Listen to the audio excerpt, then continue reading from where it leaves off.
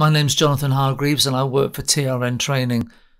The topic of this session is make crime, which is synonymous with cuckooing, a subject we've looked at in another session. Make crime is when someone says they're your friend, but they do things that take advantage of you, like asking for money. A real friend does not need to be bought, and someone who takes your money or asks you to pay for lots of things or makes you feel uncomfortable, that's not a true friend. All matters referred to as make crime are likely to be recorded as disability hate crime. Mate and hate go together. The British Crime Survey estimates suggest that up to 98% of learning disability hate crime goes unreported.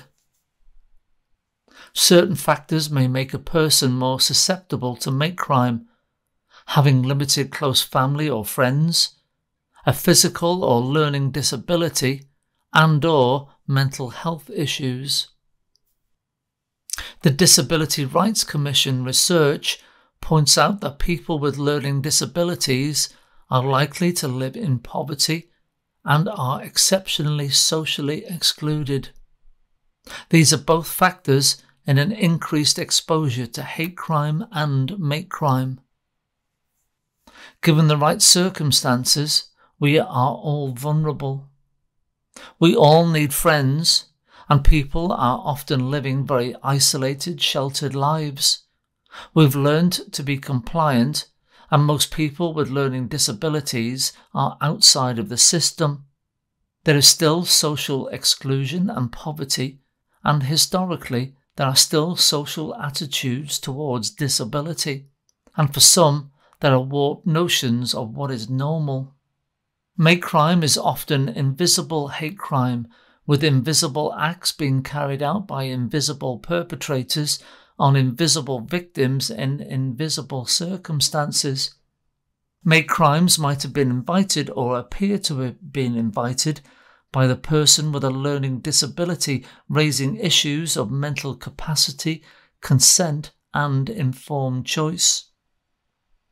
Make crimes are sometimes not criminal. A typical make crime might involve someone living on their own who has a group of friends that they meet up with on Friday nights. Whilst this relationship may be one of genuine friendship, it's still exploitative if the person with a learning disability always supplies the venue, the beer, the fridge, the phone, and consistently being left to clear up. Make crimes are likely to occur in private, and make crimes are likely to occur, though not exclusively, within long-term relationships. Make crimes are unlikely to be disclosed by someone with a learning disability. And finally, until recently, make crime has been unrecognised in hate crime materials, educational resources, and safeguarding procedures. Being able to report any crime is of paramount importance, none more so than with make crime. However, victims may not wish to report a crime has taken place. If they do report, they're not believed, or they're deemed not to be credible. If they are believed, nothing is done, and if anything is done, it can make matters worse. And then, of course, there is the subject of capacity. People with learning disabilities would have to know what a make crime is and could recognise that one had taken place.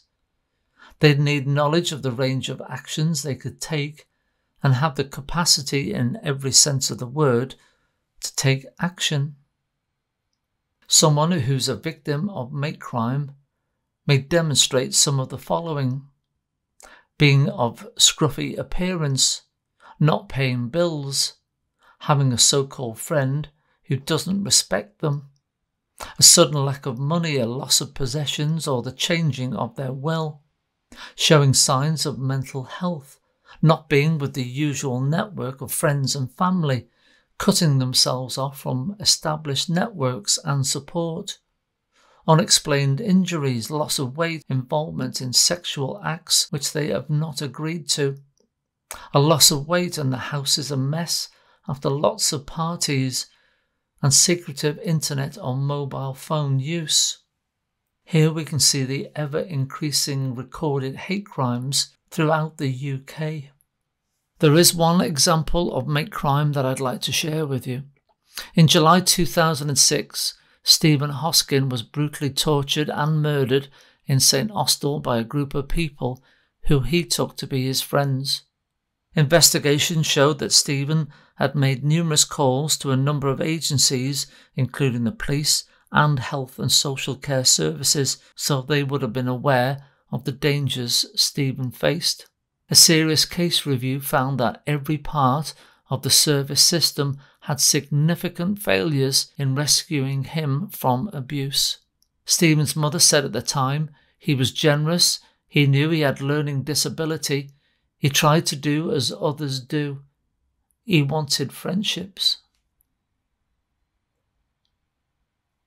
I hope you've enjoyed this session. Thank you for listening, and I hope to see you all soon.